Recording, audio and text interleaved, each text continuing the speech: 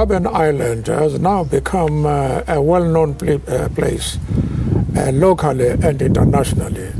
But I'm happy to go back, to try and remember the things that happened and the length of time we spent on Robben Island.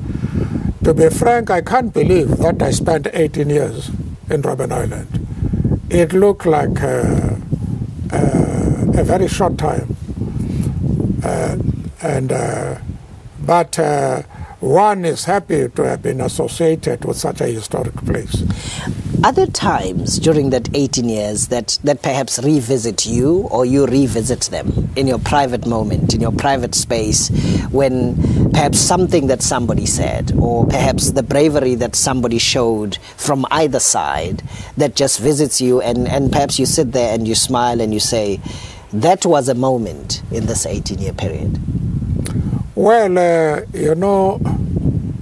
Robben Island, although it was a painful place, it was also an area where we learned about the behavior of human beings, because the warders, almost all of them were Afrikaners.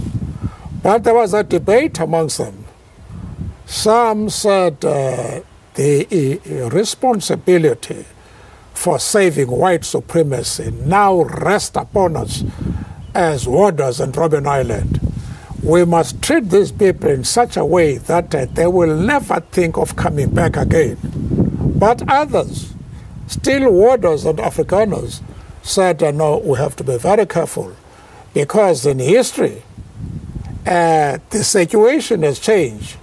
One who was at the top goes down, and the one who was down goes on top. Let us treat these people properly, nicely, so that if they take over, they should also give us the same treatment.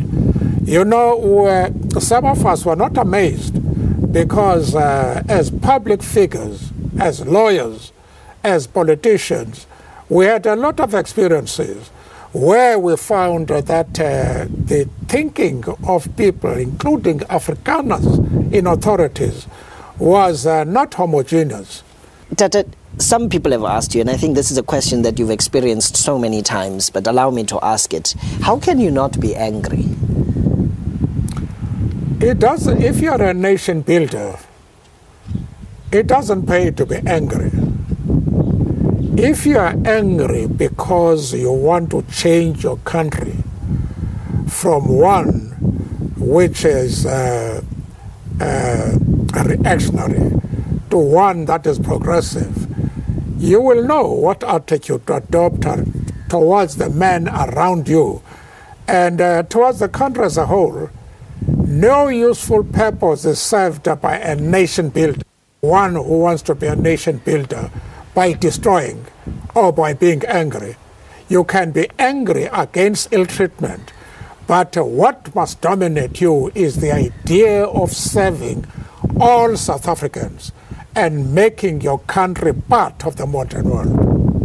And being part of the modern world today, this country with 46664, with the President's Cup, which we saw just last week, and the $1 Million Golf Challenge, we are achieving that. You are confident that we are moving in the right direction, we are doing the right things as a nation and as a people?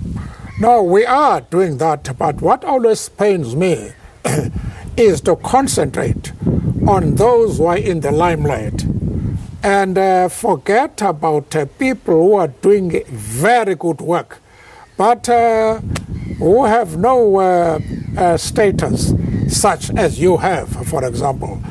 And that is always painful to me, because it was these men who started the struggle. Even during our time, many people were in the forefront. Were not people of status or educated and so on, but they were people who believed that all human beings, without exception, must enjoy citizenship rights and must be treated as normal human beings. That on the 18th of July, you celebrated birthday number 85. There was a big celebration. And the question is often asked, are you going to slow down? You continue building schools, you're building clinics, you're creating a viable South Africa, helping to create a society and an infrastructure that our children and our children's children will continue to enjoy and derive benefit from. But are you going to slow down? Well, almost everybody who is a nation builder wants that to be associated with a program which is going to uplift his people. And it's something, you know, when you wake up, you are looking forward to doing something progressive and beneficial at your people, especially in a country such as ours, which is ravaged by poverty, terminal diseases, lack of education. You do want to contribute towards the solution of those problems. So you feel from time to time that your work has not been done completely yet? Well, it is not an individual's work. As I have said before, it's a collective action. If you are thinking of yourself only, you can never go very far. But if you are thinking of linking up your own activities with those of others, then collective action is the sure way of getting you to achieve something, to solve problems, and to be able to mobilize people.